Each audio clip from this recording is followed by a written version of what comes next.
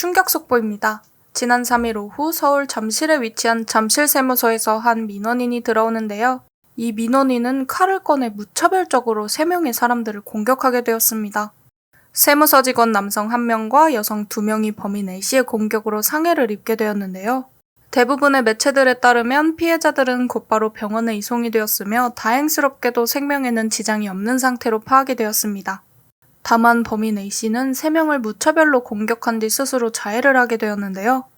A씨는 자해 후 곧바로 병원으로 옮겨졌으나 결국 숨진 것으로 알려져 있습니다. 현재 경찰에서는 A씨가 왜 이런 일을 벌인 것인지 자세한 경위를 파악하고 있는데요. 경찰에서는 아직까지 조사 중이기 때문에 자세한 상황이 보고된 바는 없으나 전문가들은 범인 A씨가 정신적으로 이상이 있는 상태가 아니었나 의심하고 있습니다.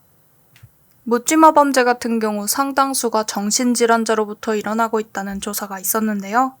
경찰청에서 조사를 한 바에 따르면 지난 10년 동안 발생한 총 46건의 범죄 중에서 25건 정도가 분노조절장애, 이상범죄 소견, 반사회성 성격장애 등이 나타난 것으로 알려져 있죠.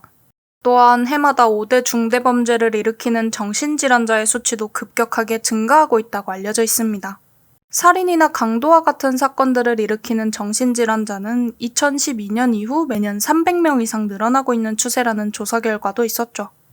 다만 이런 강력범죄를 일으키는 정신질환자는 정신질환 중에서도 반사회성 인격장애를 가진 사람들이라고 하는데요. 따라서 애초에 정신질환 여부와는 관계없이 사회성이 결여된 사람들에게서 나타나는 범죄라는 전문가의 의견도 살펴볼 수 있습니다. 즉, 일반적인 생활을 하는 사람도 반사회성을 띠는 사람이면 위험 요소가 될 수 있다는 것입니다. 송파세무서의 사건으로 우리는 또 한 번 충격적인 사건을 경험하게 되었습니다. 애초에 이런 사건들의 경우 예방이 거의 불가능한 사건들이고 일본이나 미국과 같은 국가들의 케이스를 보면 계속해서 묻지마 범죄가 증가하는 추세라 더욱 무섭죠. 영국이나 미국 같은 경우 세무서에 대한 일반인 출입이 매우 엄격하다고 하는데요.